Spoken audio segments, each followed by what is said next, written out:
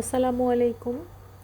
নতুন একটা ব্লগে সবাইকে স্বাগতম। অনেক দিন পর একটা ব্লগ আমি শেয়ার করছি। আমি চিন্তা করছি যে আমার 30টা রমজানের 30টা ব্লগ আপনাদের সাথে শেয়ার করব, কিভাবে কি করি না করি। তো ন্যাচারালি সকালে ঘুম থেকে উঠে গেলাম।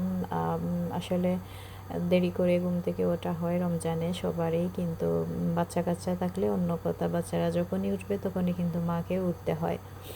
সো প্রায় ওই দিন 11টা 11:30টার দিকে, মানে ফার্স্ট রমজানের কথা আপনাদের সাথে আমি শেয়ার করতেছি।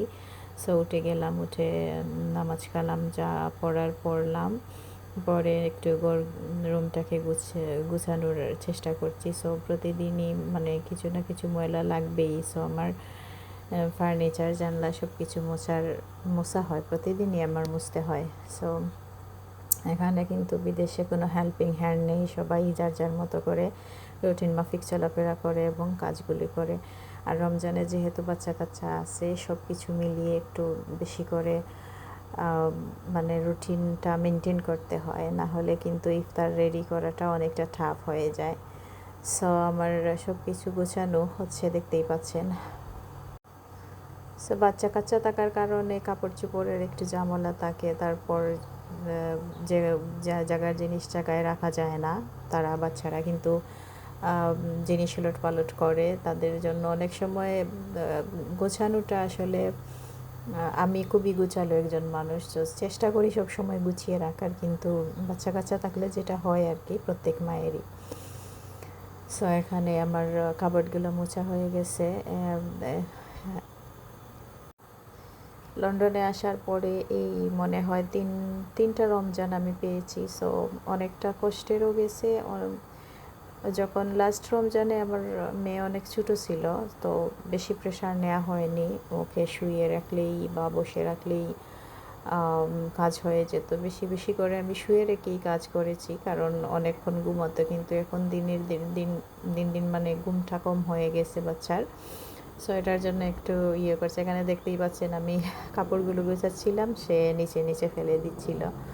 সো অনেক কিউট আমার বাচ্চাটা, মানে তেমন কষ্ট হয় না, ও আমাকে অনেক তেমন পেরা দেয় না।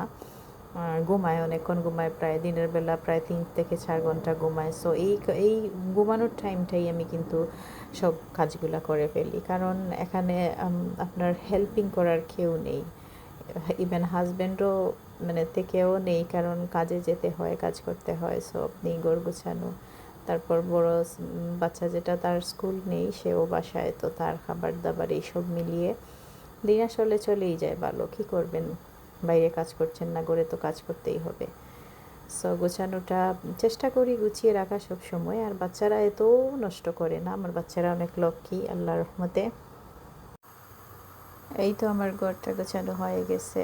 আসলে ঘর গোছানো থাকলে একদম শান্তি লাগে, এত বেশি শান্তি লাগে বলে আমি না খেয়ে। আমার যদি ঘর গোছানো থাকে তাহলে আমার মনে হয় আমি ঠিক আছি, আমি শান্ত আছি। আর ঘর যদি মানে অগোছালো থাকে, মাথা টাথা একদম নষ্ট হয়ে যায়। সো তারপর রমজানের চেষ্টা করি প্রতিদিনই কোরআন তেলাওয়াত করার একটু হলেও। এখন বাচ্চা হয়ে গেছে হিসেবে আর কি একটু কমই হয়, বাচ্চাদের নিয়ে পারা যায় না। কিন্তু আগে সব সময় চেষ্টা করতাম 2 থেকে 3টা খতম দিতে। এখন তো ব্যস্ততার কারণে আসলে হয় না, তারপরেও চেষ্টা করি। সো সবাই ভালো থাকবেন, দোয়া করবেন রমজানে আমার জন্য। আমিও সব উম্মার জন্য দোয়া করি। আল্লাহ হাফেজ।